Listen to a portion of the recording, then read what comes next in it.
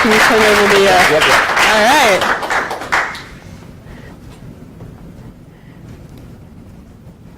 Great, well, great to see everyone here and everyone virtually. Just a few administrative things before we get started. I want to thank Excella again, and thank you to Brian for hosting this and putting this on.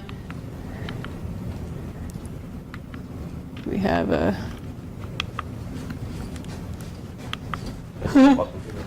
thank you, sir.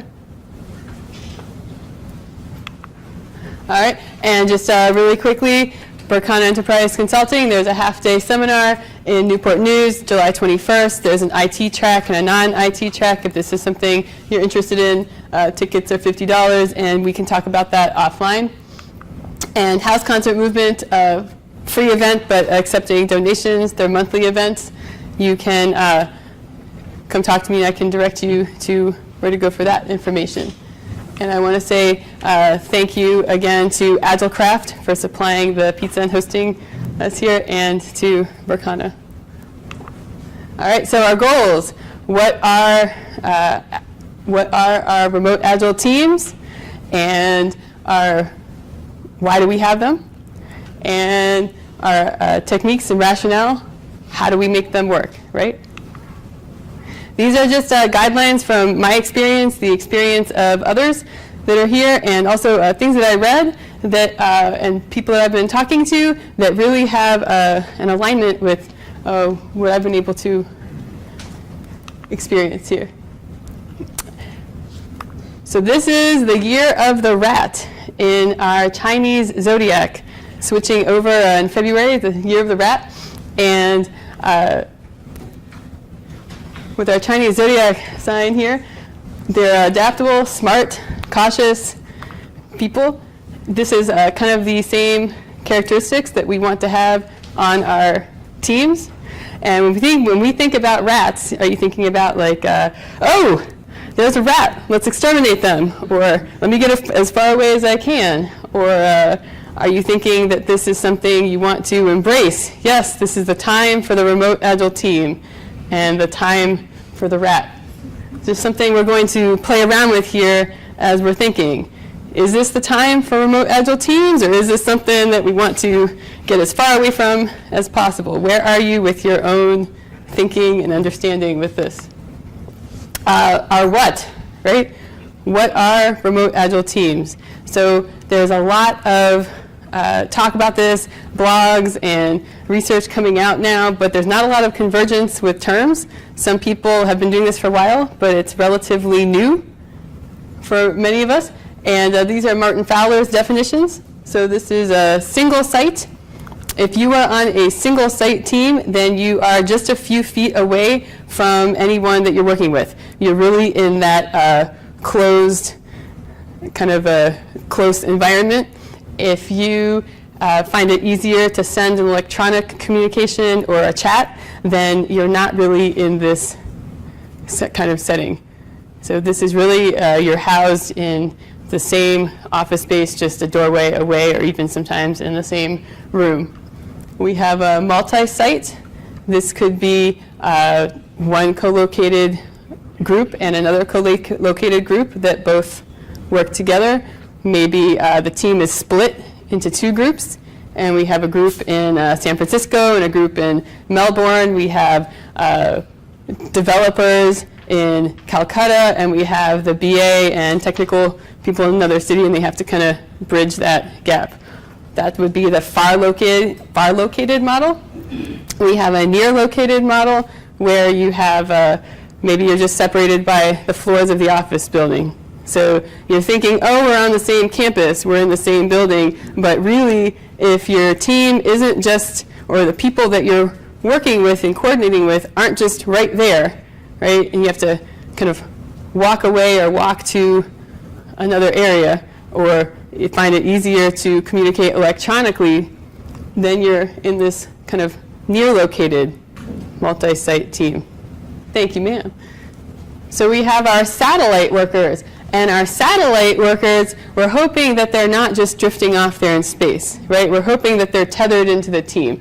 But these are our remote workers that are working from home or from another location, and the rest of the team is co-located in that space.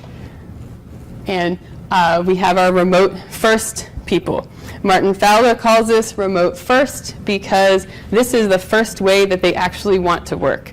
This is a team that is fully dispersed, and everyone is working from another location and not together, not FaceTime, just on the platform using technology and tools and collaborating that way. So these are different types of teams, and you might find that you're in a satellite kind of situation, but then somebody has a baby or somebody's traveling or otherwise working from another location, and suddenly you move into the satellite from the single site. And you're going to have different challenges on your team once your team composition changes.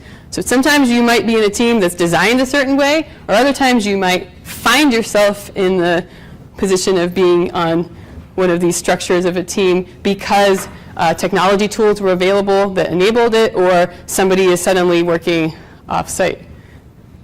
Do we have anyone here who is in a single site kind of situation? Okay, interesting. Anybody who is in the kind of multi-site situation? Okay. Yeah. Satellite? Are you tethered in? Are you with your team?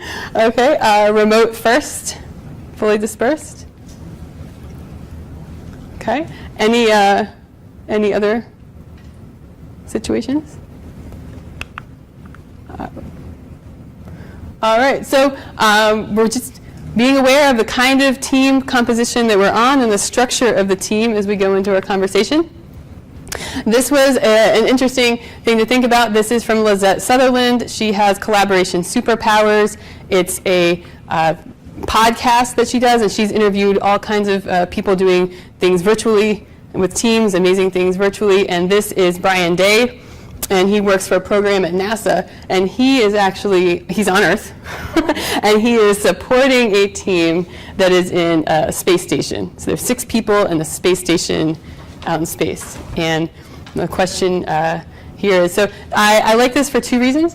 One is it shows what is possible with remote work, right? It's not possible to work from space if you can't collaborate remotely. And some work we know will have to be FaceTime, and some work will have to be remote. And there's a lot of in between there. So just a pop quiz: what kind of team is this? Multi-site. Okay. And what about the people in the space station out in space? What are they? Co-location. Very much co-located, right? There's a team, they're co-located, and then they're coordinating with Brian Day and the people on Earth. So their communication patterns are going to change depending on what work they're collaborating on. And I did like this because if you have a remote team that's spread out, I took a class with Jeff Sutherland in Boston in February, and he was lamenting that he had somebody in Utah and somebody in London, somebody in Boston, and like spanning different time zones. That actually is more remote work to me than the people out in space who are all co-located together. So it's kind of a expansion exercise. What kind of team are you on? Okay, so sometimes we find ourselves in a situation where our team has changed. This is not a team per se, but we are a community and we're a meetup. And with the introduction of the technology and the streaming and everyone there, they have the ability to put in comments in a chat. We were playing around with our technology of having that here visible for us. And this is something that we're going to be brave about, right? Iterating. I think we got it figured out. Well, give me a second. Okay. Either way, so our technology enables us to do different things, right? And now we have the streaming. And then that changed our community because we have virtual participants right now experiencing this live with us, although they're not physically here. And 60 seconds delayed. and they're 60 seconds delayed. So, we have some barriers with technology, but we're also moving forward. We are going to have can you time 2 minutes? So I will just say I'm not going to go through every slide and read every slide. Hopefully there's something in this that is useful for you that we can continue the conversation offline, or that there's something that you can research and look at further. Maybe there will be something in the discussion that helps us out. For 2 minutes, should remote attendees be included in our discussion here at DC Scrum User Group and the Scaling Agile Meetup? So this is a question to you all. Yes. Okay. Hell yeah. Okay. So why? And first off, does anybody brave enough to disagree, give their independent input to disagree with that statement? Well, there's 60 seconds behind. It could be disruptive, right? Okay. Well, it depends. Depends what is going to be discussed, what matters. Right. I would Like, say, don't know how to exit the building if there's a fire. Okay. For them to respond. I'd say it depends too on how you facilitate the meeting. We still probably have a few seconds if you want to say more about that. A minute. There we go. Lynn. Time is problem. Well, when I facilitate and there's remote people, I plan for the person furthest away. So if you plan this and you're only taking into consideration the people here, it's nice to involve them, but they're in listen-only mode. So if we're really inclusive, how are we including them? Okay, so for those of you streaming that didn't hear, if we're inclusive, how are we including them? Lynn plans for the people that are furthest away, and it's up to the facilitation of the meetup or the meeting. Okay, and we have some stuff in our chat here. Yes, yes, yes. Nobody gave us any reason why, though. So this is something, again, we can talk about offline and continue the discussion with. Well, a reason why is because this is a webinar if it's not real collaboration. So yes, we should involve them, and yes, it should be facilitated for the remote Okay. units. All right. So looking forward to continuing the discussion. The first iteration is the first iteration, and then we can move forward and continue that discussion.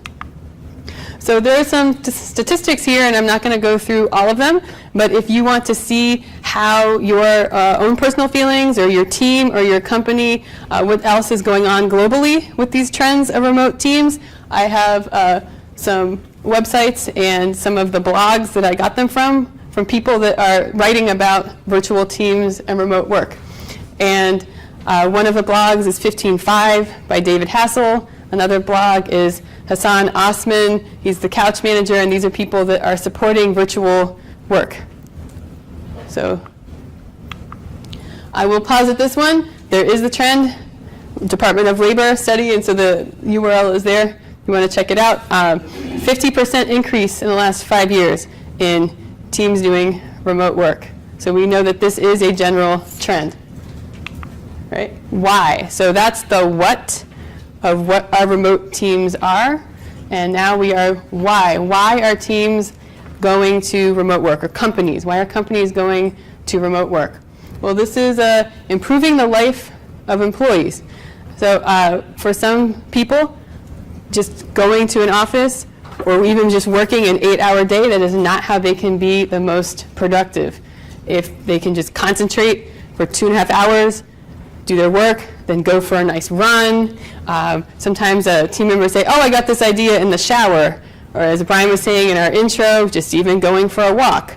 Well, it's more conducive to being able to do that when you're in control of where, when, and how you're working and how you can be most productive. We're about to go into a holiday weekend, and I've heard people say, oh my gosh, I am going into work on Friday because it's going to be so great, it's going to be quiet, everyone's going to be out of the office, I'll actually be able to get something done. And what that tells me when I hear that is you want an environment with less disruption and less people.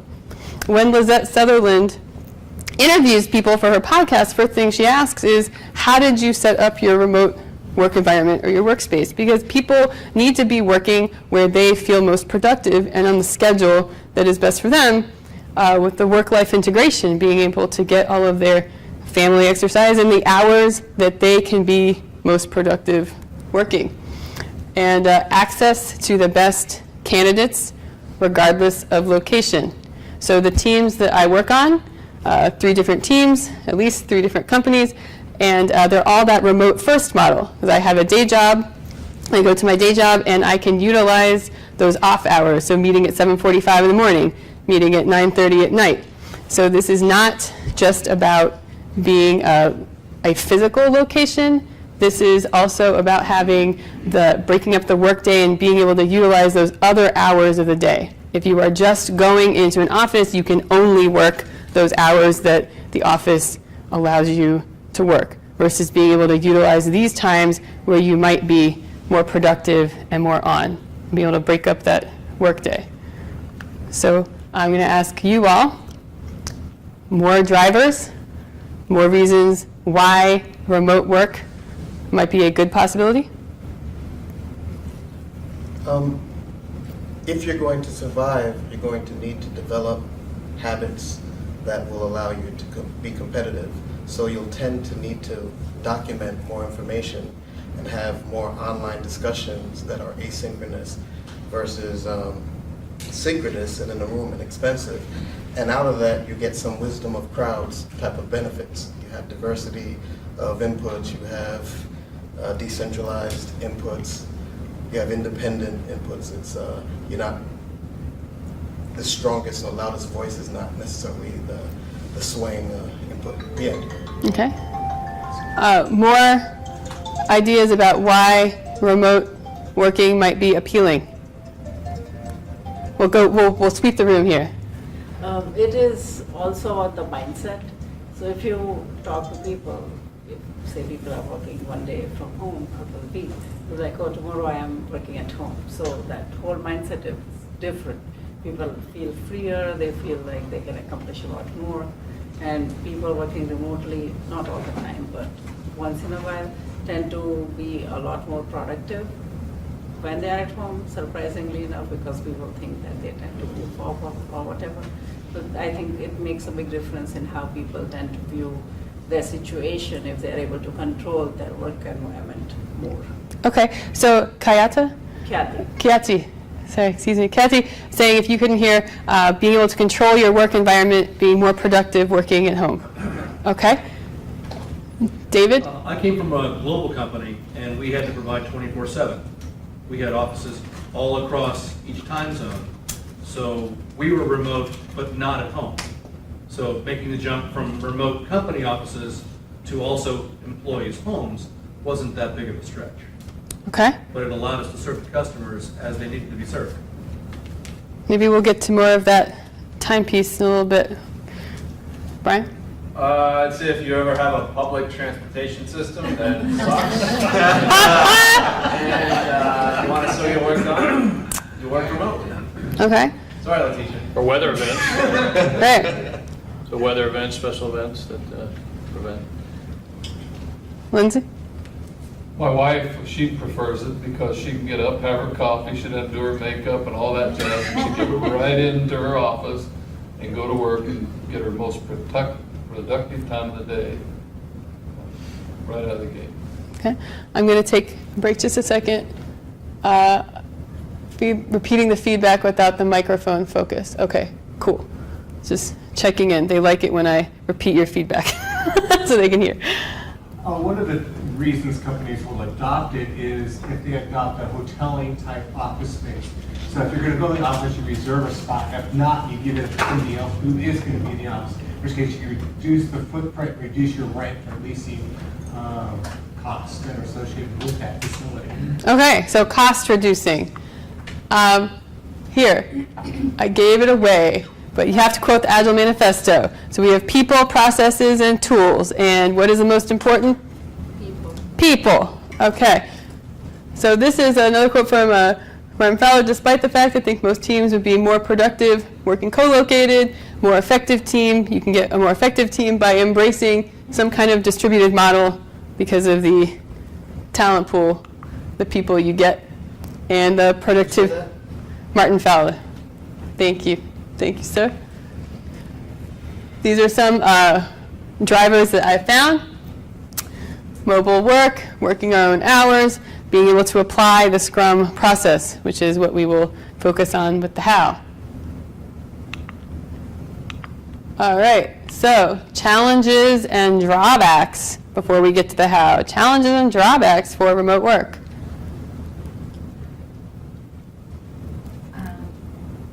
I think sometimes it can feel isolating.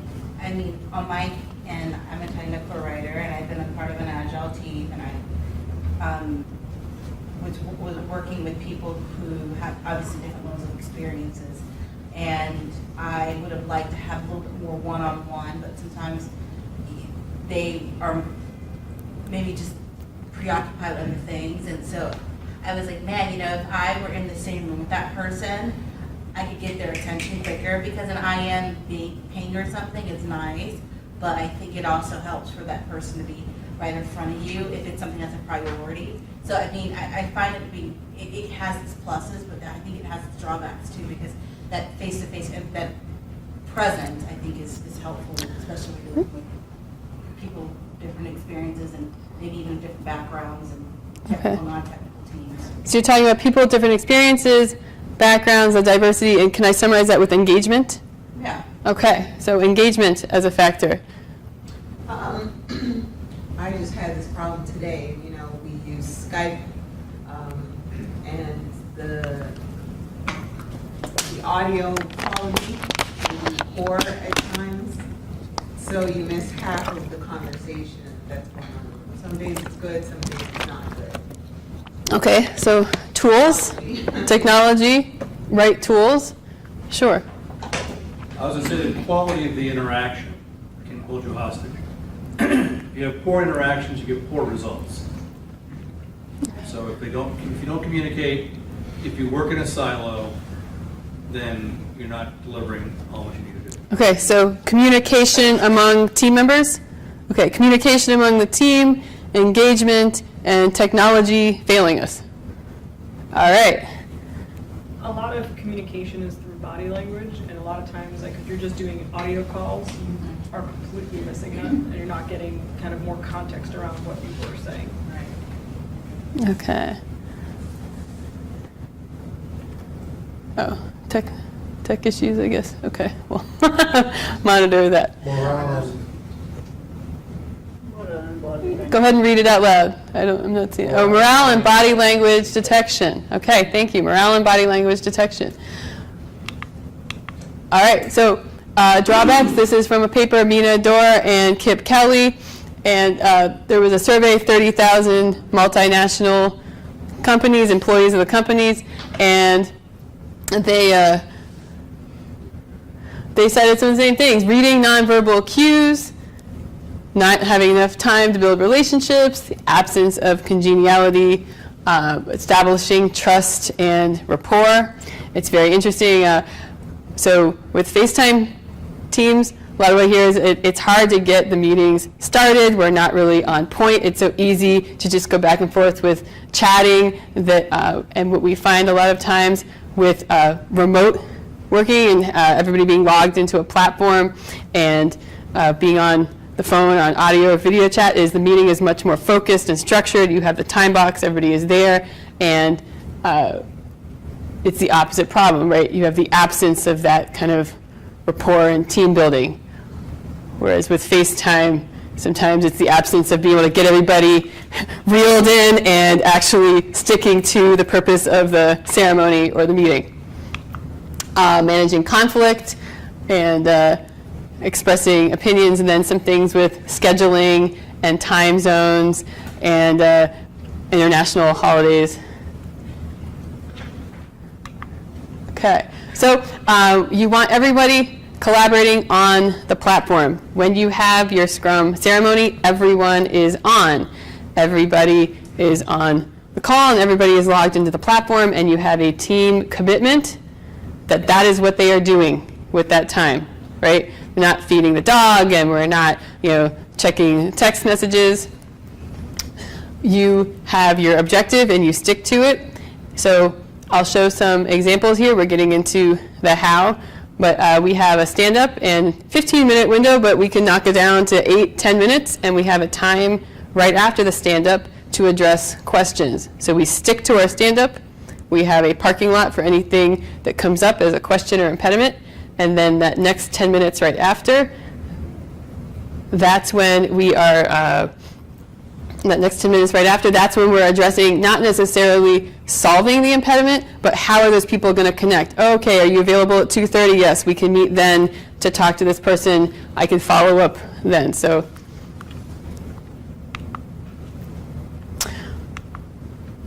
here we are, the stand-ups, where we have multiple open channels of communication, right? We were talking about with that ping. So you need a communication agreement with your team that when you get the ping, you answer the ping, right? We'll talk a little bit more about that. You have to have a way to assign people work and team up and collaborate on the work. So for our stand-up, we have our Trello cards. We can go through the story cards. Each one has a checklist. If I need to assign something or anyone needs to assign something, each team member has an individual card, and it goes in their to-do list. People were upset about it going straight into their to-do list, so we have like a pending to-do list, and then that person can move it themselves into their to-do list. They can it goes into their pending list, and then they can adopt it in, right? So they're drawing down the work. If you put something in someone's to-do list, you also ping them on Slack and let them know. They'll get an alert from Trello to their email or another form of communication, but you also ping them on Slack. We have this idea of over communication, right? Multiple channels open, over communication. If you miss the stand-up, then what you did, what you're planning to do, your impediments, goes into Slack. If you're going to be out, then you over communicate to your team. I'm going to be out till 11:30. When I come back in, I'm checking Slack. And then I'll check my Trello card, and I'll be able to see what work was assigned to me. And with the stories, then, you can have multiple people being assigned work or assigning each other work or checking in, and also comments. So the Airtable, this is filled in now, but this was before we inputted into Airtable. So this is, all of your work is available for the whole team to see. Right, whatever platform you're using. Oh, I was going to ask, because I know Trello is like a type of tracking for project management. Mm-hmm. We personally use Rally, but I know there's Jira, and so is Slack like another tool? Slack, yes, I'm sorry. Slack is a chat tool. Okay. There's HipChat, there's a lot of chat tools. So I should have also, trying to not take up too much time with the talking, but this is not really going to be a discussion so much about all of the different tools. I have some websites that have lists of tools, but that's not comprehensive either because things keep changing. So what we're going to do is use our Wise Crowd here. Thank you, ma'am. Use our Wise Crowd here offline, and we can talk about tools and such, because different teams might have different needs with tools, but you need a platform and you need a communication piece, and you need to have both open and be referencing them back and forth. So this is a look but don't touch.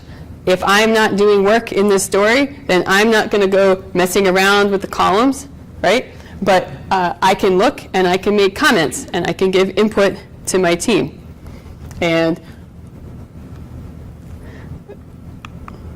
this is another team and sprint planning, another ceremony. So at this time with the sprint planning, we're all on the platform, we're all logged in, and we're live with each other, right?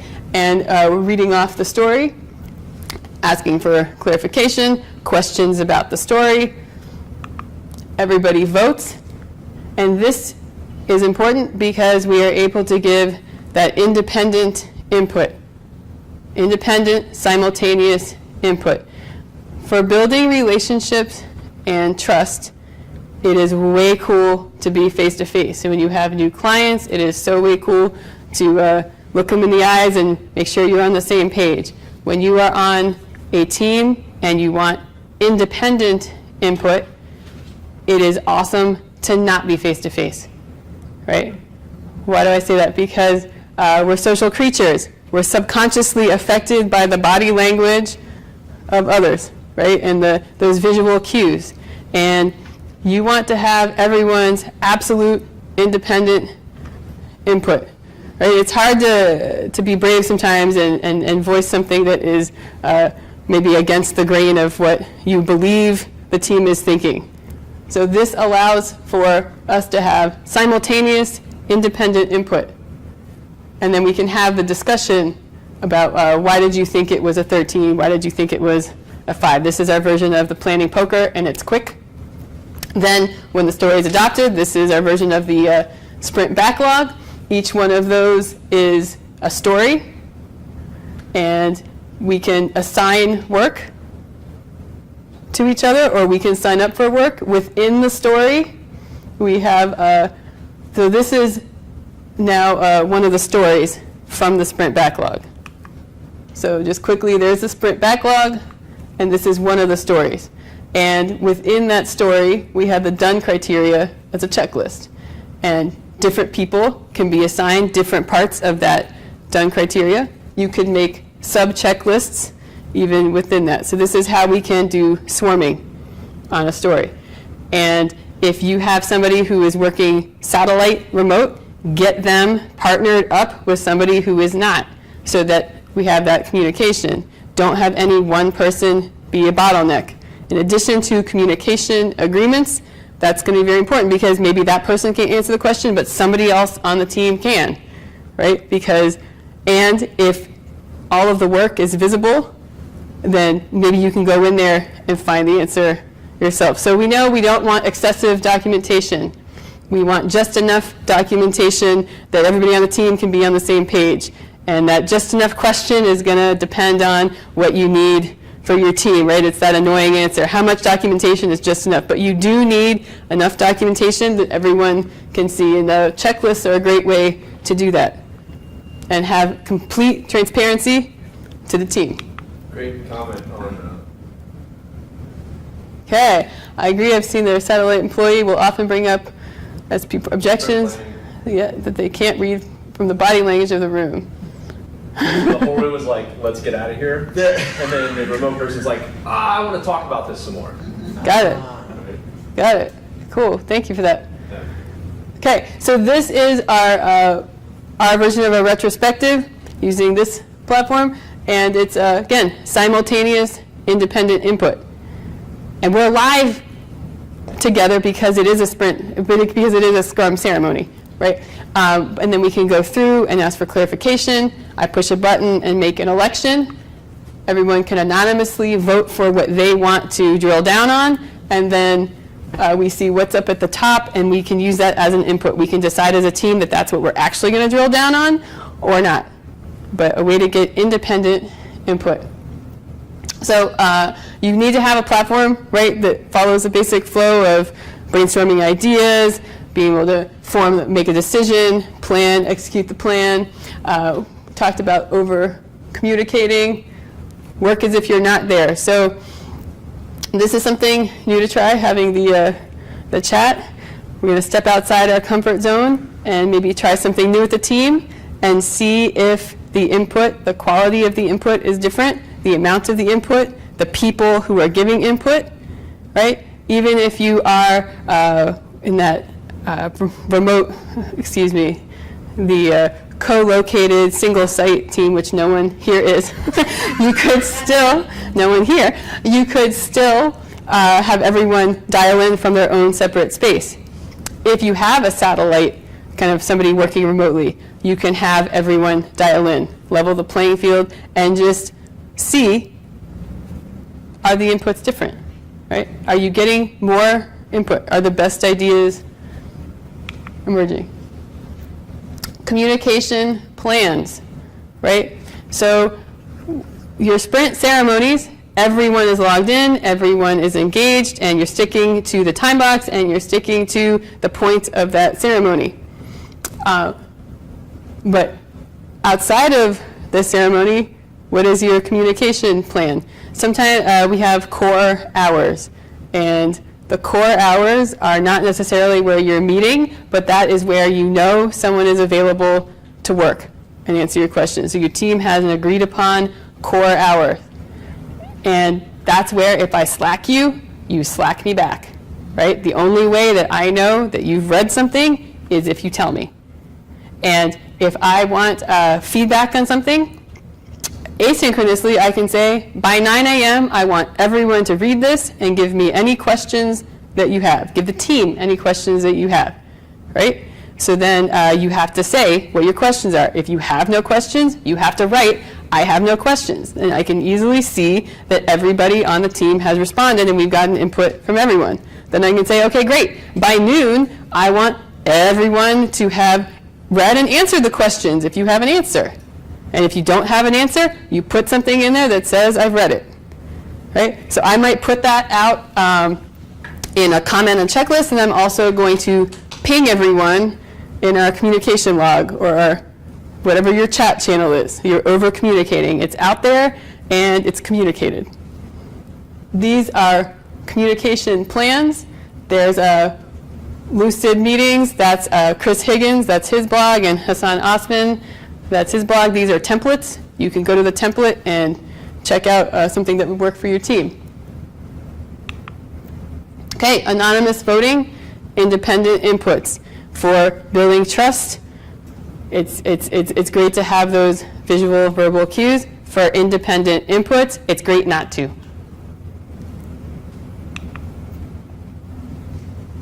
Okay.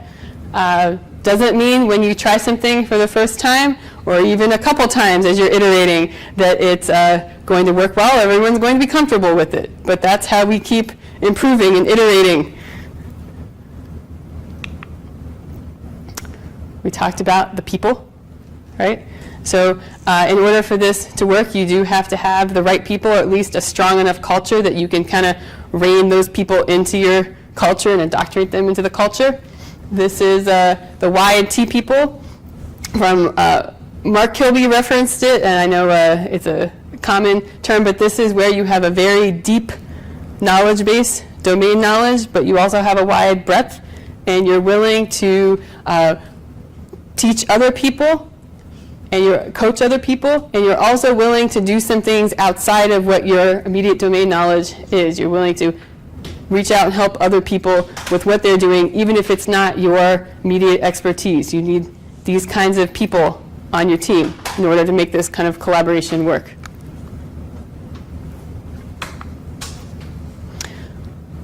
We also need to think differently about the workday. Hours are a bad indication, a bad measure of work. I say that for two reasons. Anyone else? Anyone want to give a comment about why hours are a bad measure of work? Measure productivity. Yeah, you work 10 hours, that doesn't mean you're productive 10 hours. Not a measure of productivity. And it causes burnout. Mm-hmm. Part of the thing with Agile is measuring progress through if you're doing software, what's executing, what's working software. That has nothing to do with hours. That has to do with delivering working software within the time box. Working software within the time box. Okay. Hours are a measure of effort, not effect. Yep. And so two reasons, yes. Scrum tells us that we're going to get better and better as we learn from what we're doing, and we're going to continue to improve, and our productivity is going to improve. So we shouldn't assume that it's going to take that amount of time, right? Because we're going to keep getting faster and faster as we go along. We also know, and this is from Hassan Osman's blog, why it took an old lady a whole day to write a postcard. right? If you have 45 minutes for a stand-up, your stand-up might last 45 minutes, and if you can trim that time down, then you can get it down to like 8 minutes, but we will fill the time that we have with the task that we have, right? So this is, we're concentrating on output, on the product, not on the amount of hours in a day that we're working. We've got to make that shift. And I'm curious on something though. It says what matters to each individual is that they can decide when and how to work. Isn't that within boundaries of collaboration though? Because we're working in a framework of collaboration. So there has to, is that part of the working agreement that you were talking core about? hours, absolutely. Core, and you know, it is harder to gauge engagement, right? Those people must be at that ceremony, and if they're not, then you see the message and you see when they're going to be back. And also, so there's a time box. We have a commitment, if we're doing Scrum or something, to deliver some functionality as a team within a sprint. So within that sprint, you're expected to deliver it, but within each day, you should have freedom as long as you're honoring your collaborators to be available to them. So there's freedom within a time box. How do you build trust? You're reliable. You deliver what you say you're going to deliver when you say you're going to deliver it. And that's how you build trust, and that's how you get more autonomy, right? Both as a team delivering something and as individuals on a team working. All right. The challenge of building team rapport. Some things that can be done, setting up a kind of a chat, a random channel, something where you can share, hey, what was your Father's Day like? Pictures. Dr. Clue, David Blum, we'll do an exercise in just a moment. He does treasure hunts and live physical, like around cities where people are running around doing team building, and he's experimenting now with this virtual version. And I didn't do that, but I was there for the debrief, and his comment was that everybody in the debrief was so much more engaged because they weren't exhausted from running around the city all day. And we had, but being able to incorporate games, challenges, team building exercises. Patricia. Team building exercises. So these are subtle. We're going to do one in just a moment. Simple things, right? History of your name. Take a picture of your shoes. Show the picture of your shoes. That can tell people about your hobbies, your exercise, what you're doing after work. This could be a lightweight thing, right? But you have to plan it. So it could be one day a week. You take 10 or 15 minutes, or you can just choose a person each time and begin your meeting this way, but find some way to have team building. I saw somebody referenced David Horowitz, who was here a little bit ago, and he talked about if one person's remote, everyone's remote. He also talked a lot about this team building trust aspect. But this is, again, there's more icebreakers and lists of that to check out. These slides will also be available. Don't feel like you have to furiously scribble away. So we are going to try a team exercise. Now, I'm going to say that I took some things from discussion points from Dr. Clue, David Blum, but blame me if you don't like this because this was my creation. All right. What we are going to do is have all of you join everyone here. But I'm going to explain the activity first, and we're going to go for it. So the time now is 7:30. 7:30. Okay, cool. So we're going to have this done in a time box, probably 8 minutes for the activity. What you are going to do here is we're going to have 4 groups. So you all are going to come over here and quickly form 4 groups. In your group, you're going to have these lines of a poem. You're going to put them in order. You're going to tape them together, okay? And then you're going to put your stanza of the poem up here. And we're going to try and reconstruct the poem. Well, they're not.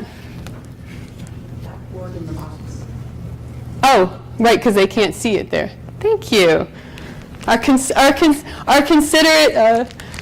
physical attendees that are here. So, sorry, we are going to reconstruct our poem.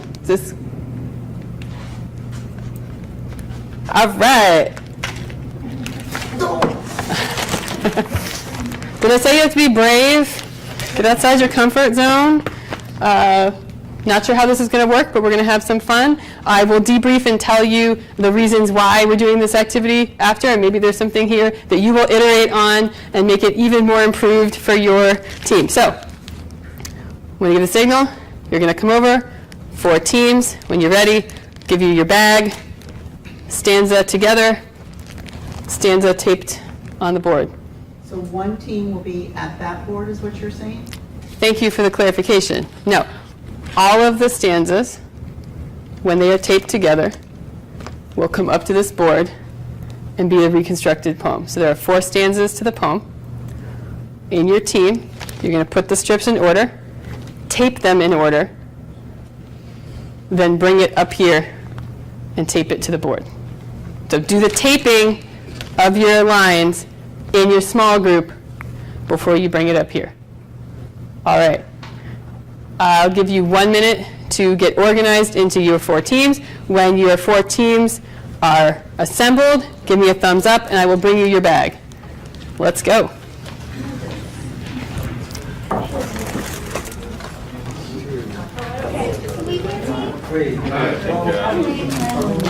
Come join us next time. I think that's a good idea.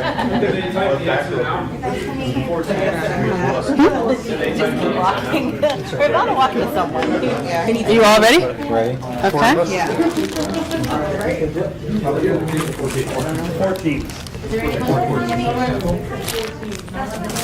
Okay. Come on over, Liz. Come on over, Liz. All right. Yes, start. 8 minutes or 1 minute? 6 minutes. 6 minutes. I guess we got I need a 4th team. Hold on. We don't want anybody on their phones Googling this. Okay. I need a 4th team. Are you willing to? Are you willing to come over and be the 4th team? Nope, I need a 4th one. She wants 14. I need 4. We're on. What do you want? Can you come over here and work with? Hey, we'll join Dab, you are back. you willing to Yeah, join? you back. Thank you. We'll join Okay. you back. All right, so this bag is going to stay with this team. All right. Then we were then in 4 teams. Yeah, we were just 4 teams. Anyway. Go for it. Did I mess up? I'm sorry. Thank you. Yeah, we were just, what's up? Right. Like my uncle puffed out his chest.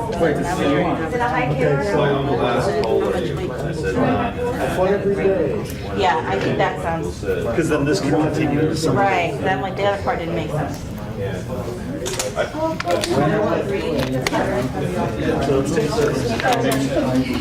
Collaborating. When I was your age, when people said, I said 9 and a half. He said 9 and a half. When I was your age, I was 10, he said 9 and a half. That would be the next. You know, it's like, are we working remotely, single site, what are we doing?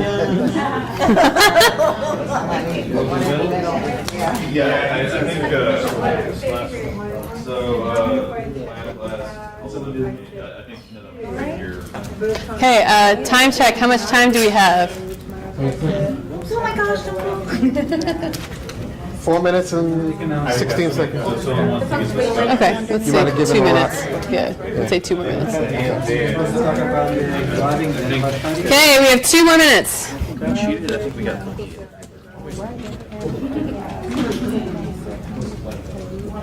I swear this is not the first time.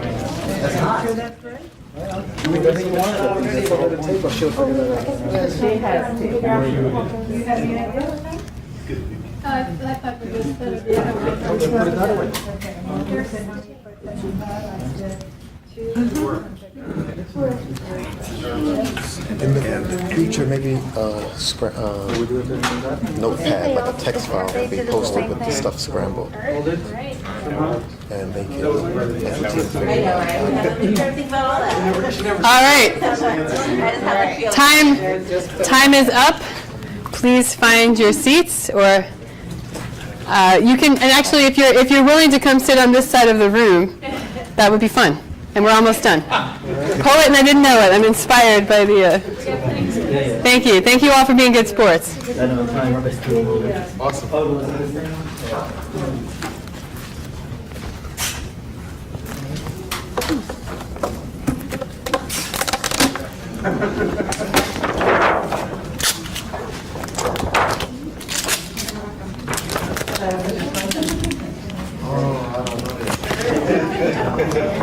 All right. So, is this within the sight range? Can you go to one side? Yes. We can take it out.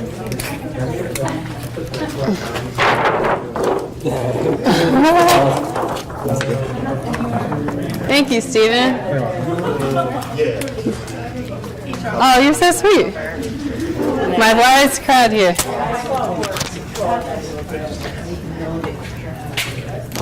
All right. Thank you all for being good sports with this. Can we put it over here, like right next to it? Cool. All right. So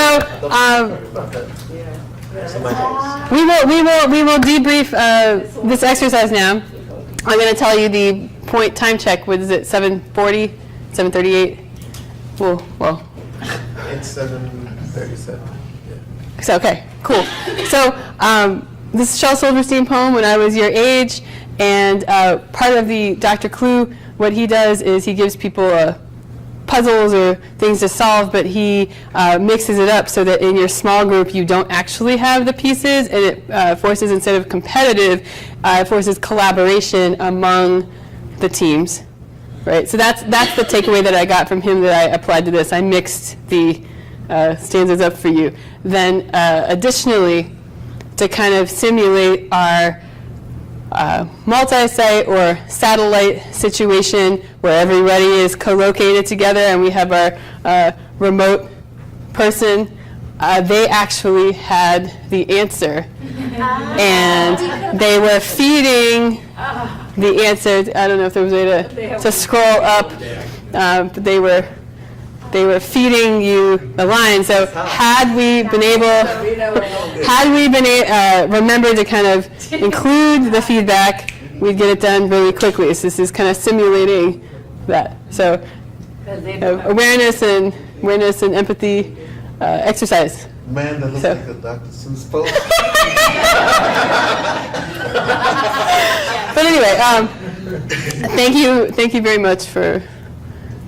Stephen, I don't want you to have to hold that. We can, will it stay? Yeah. All right.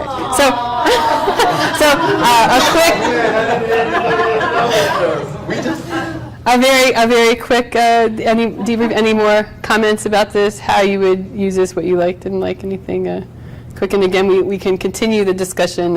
Yeah. I liked it a lot, but I'd like to think through how they could participate. But they did participate. No, I know. They did. You just liked it. Oh, no, did you guys give them as a Yes.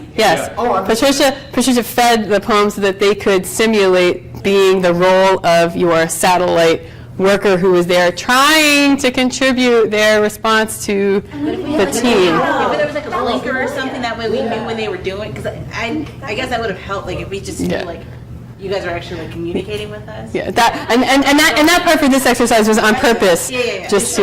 Remote and co-located teams, so some of us could have worked with I would them. only say, in fairness to Heather, she did constantly throughout the session keep pointing out our team's remote. She would read back her feedback and stuff. So there was an awareness she was trying to give you subtly that there was a remote team participating. So. Oh, wow. So we went back to just like human behavior. Yeah. It actually brings in the importance of a coach or a collaborator, reminding us that we're, Don't feel sad and neglected. Like, Adam? Acknowledged you now. Okay. And in a way, this is where the system integration team at SAFE was born, because many teams not communicating. The role of the system team originally was to make sure they're all communicating, and then when you have an end-to-end solution, make sure it all comes together coherently. So that's almost, what potentially we were missing here is one, a coach, Scrum Master, but also if a team was responsible for just that, it could be the solution as well. But awesome. Thank you all for participating and being good sports, and I look forward to feedback and continue the conversation. So these are some websites and resources, lists of tools for retrospectives, and again, there's people who even tonight have mentioned other tools, so that'll be a great discussion to have offline. Virtual teams and a list of virtual team tech tools and screencasting software. And building trust and team rapport. So again, it's not an exhaustive list, but some things that I found that I think it's a good starting ground. People having these conversations about remote work. This I got from Mark Kilby again, and he's somebody who, like some folks in this room, have been working in this fully dispersed way for more than a decade and building software without anybody face-to-face. And he's done a lot of, so when he noticed that, right, which is where I was coming from, like noticing, wow, look at this, we really, this is possible to work this way, then he did more research and thinking about our principles, because this is controversial, right? Because we know that one of the principles says promote face-to-face conversations. And perhaps as we're looking into this year of the rat, or the remote agile teams, this really is about people and communication, that we need to have the right people on our team and communication, that this isn't as much about face-to-face as it is about that communication piece. So it's a question, right?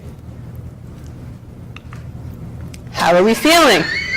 How are we feeling about remote agile teams here? Are you feeling more like want to stamp them out, or run fleeing, or more like this is something that is possible to embrace? Love the rat, embrace the rat.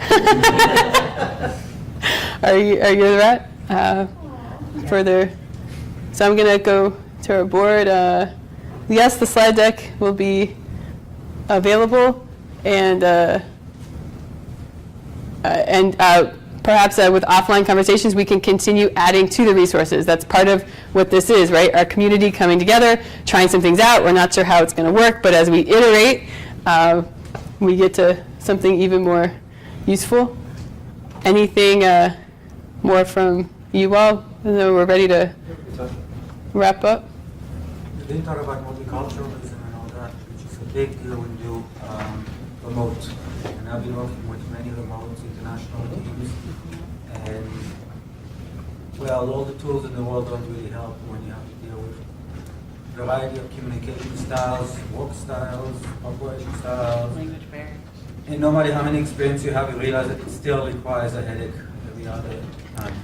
Get good communication agreements and write things down. Get everybody in the habit of writing it down. The devil's in the details, but some cultures, it's hard to get them to write stuff down, Sure. which is crucial. We're agile, we don't document.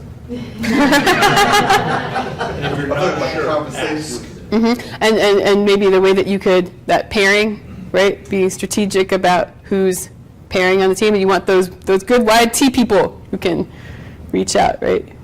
Bring people in. I guess it's a conversation of its own. Conversation of its own, but one that I'm hoping that. So this is a springboard, right? Can't go through everything in our hour here together, but excellent point, and hopefully more forthcoming discussion. Are we done with time? We are done. Yes. I don't know. We have no more time? What's up? We have no more time? Keep it going. Yeah. Can you go into more detail with what cool. you're saying about the I'm culture? just saying it. Like I said, I've worked for many years and had teams all over the world over the years. And even last week, I had a big challenge with my team in India.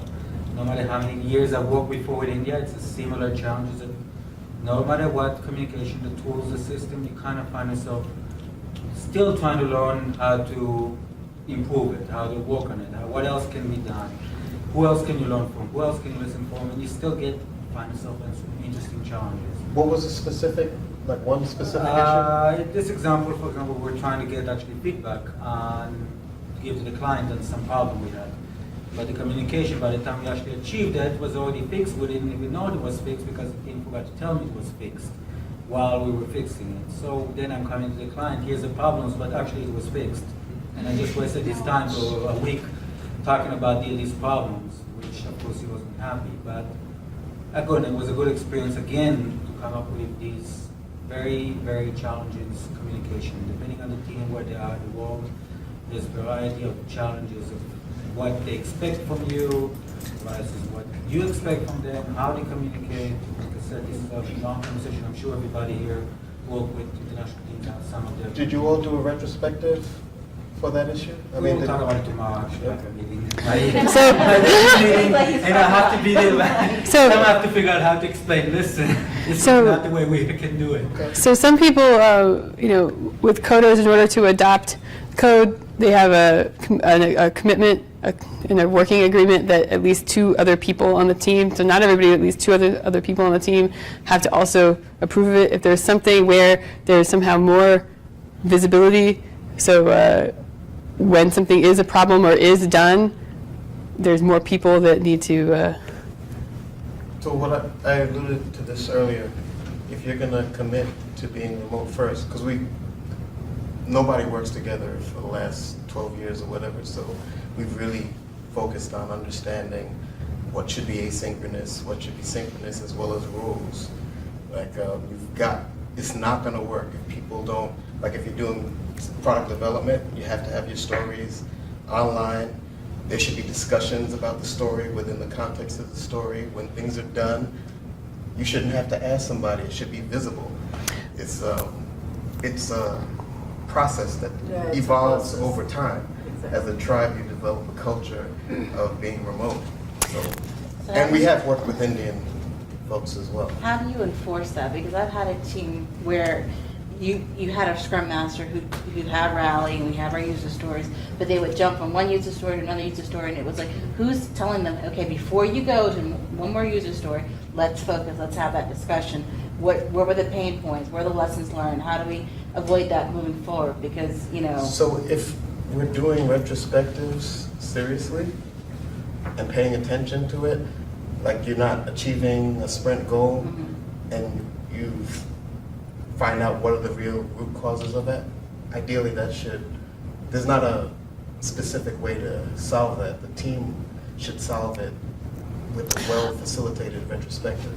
I don't know if that answers To the get question. to just to Letitia's quick point, I think from experience that I've had is like, as the coach, I'm going to go talk to the product owner and say, demand of the team get you the first story before they move on to another story. right, that's what I'm. So then the team's like, okay, that's Yeah. who we'll listen to, that's who's paying the Stop bills. sign. Yeah. That's one way that Yeah. I could see enforcing that. In a beautiful world where we have a mature agile coach who understands their role, right? Sometimes the team themselves should build trust and point it out if something's a little wonky, that smells a little funny. That's part of it. One solution I've seen also is it's kind of a mixture of Kanban and Scrum where you can limit the work in progress. You can say only 3 stories or 2 stories or whatever. Yeah. And Don't have that'll everything, force the whole them pie, to work just in a together piece, yeah. on And prioritize Right. which ones we need to have right now, or Right. whatever. There's a That's word a for it, it's simple- called Scrum Bond. And there needs to be driven home every time. That's how they get to the self-learning and constant continuous improvement. So it's not like you tell the team once, it's going to happen. One thing I'm not sure that I emphasized enough with this is having the communication be available to the whole team. Once you have those side chats or conversations or like email, there's some companies that have eliminated internal email, and email is only used to external sources, right? Because if you have a conversation, then the net of that conversation is put into a place where the whole team can access whatever the point is. So it's going to be very hard for a team to function in this way if you have too many little side chats. All of those, so building trust, right, with your team and having the team hold each other accountable. As much as you can get that communication visible to the whole team, right? That's like, Our government client basically demanded that we all use HipChat for everything. So every conversation about deployments, about any stories, regardless of what application, it all goes in HipChat. He has even talked about it with his colleagues who are very email heavy to really push that. So that whole process has taken a lot of time because that's a behavioral change to get people out of going to email. Because even HipChat, if it says at all, it'll end up in your email, but you still have to get people to actually communicate in HipChat and not do the email thing. Mm-hmm. And they're It's an integrated thing, part of Jira, so you can connect through. and Jira. their motto is Well, that's all that other stuff. work as if you're not here, right? That's their. okay. Do I have a go-ahead card? Let me see. I'm sure I've got a go-ahead card. That's awesome.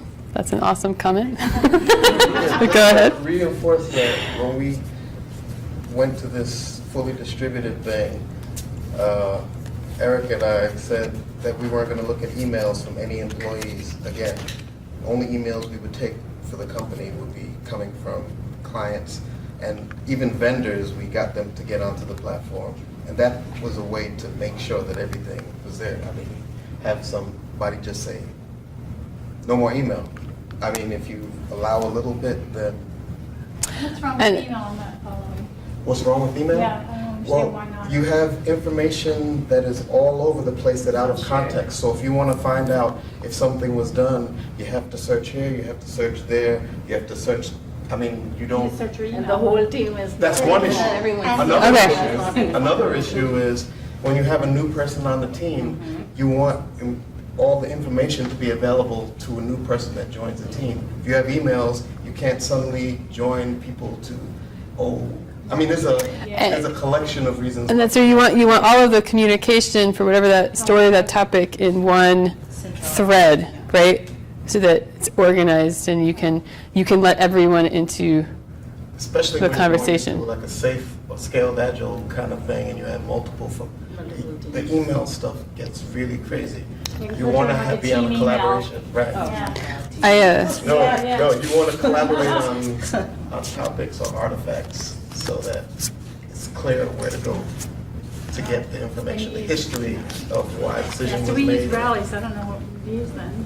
You could use Yeah. Rally to do some of that stuff. They actually have a lot of stuff that people don't make use of. They have discussions that you can have on stories. Yeah, it could be So probably attached to the story, even as that story matures, where it's like definition already. have The team to the work whole on, there's a flow of information. If you're interested in finding out why that decision was made, there's probably an archive, reason why that happened. And then even Right. as it flows through the development and then out to deployment, there's a constant, that's where all the information is. It's not Letitia and Tim in an email. Right. And they're like, where is that email? Right. I do want to bring our attention just one more time to the Debs were getting annoyed that multiple individuals were asking the same question in independent Slack chats, right?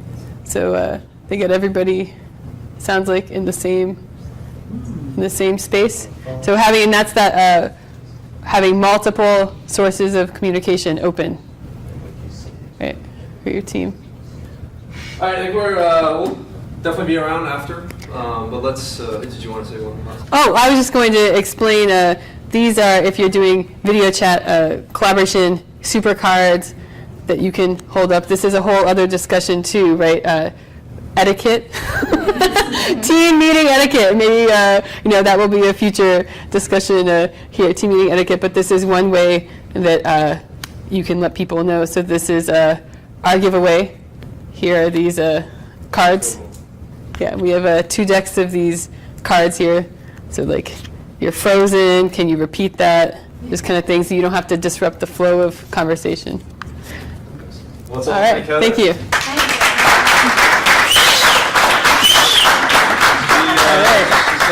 Did everybody, it feels a little light. Do you have the Yeah, I decks? got two of Okay, them. Yep. all right, We're cool. gonna give, Cool. two of these away. So first pick, we'll get one deck of cards. All right, this is Stacy. Stacy, your niece? Your niece was in a competition, Stacy? She's in this Friday. Awesome. All right, shuffle it around. One more deck. So, and this is Stephen. Steven. Joyce, Stephen Joyce. Sorry, Stephen Joyce. Excellent. All right. And we have one book, Mike Cohn, been around the Agile space for quite a while. He's one of the graybeards for sure by now. Succeeding with Agile. So let's get one lucky. Darcel Blake. All right, congratulations all. Thank you all for coming out. We'll have many more events to come with live streaming. This went really cool. I think the comments. And were yeah, thank you, and thank you for bringing up the topics that we didn't get to. So hopefully we can continue this discussion offline. Right? Use our wise crowd. Thank you. Last couple things. Retro cards. There's Yes, lots please. of pizza, lots of other stuff. Grab some if you could too. Just kind of collect your stuff, recycle bin out in the kitchen. And yeah, thanks all for coming out. And, Thank hope you. It don't get too wet out there. Is it? Oh yeah, here. Is it raining? Card for you. Thank you. Thank you. Good Can I get a job. hug? Yeah.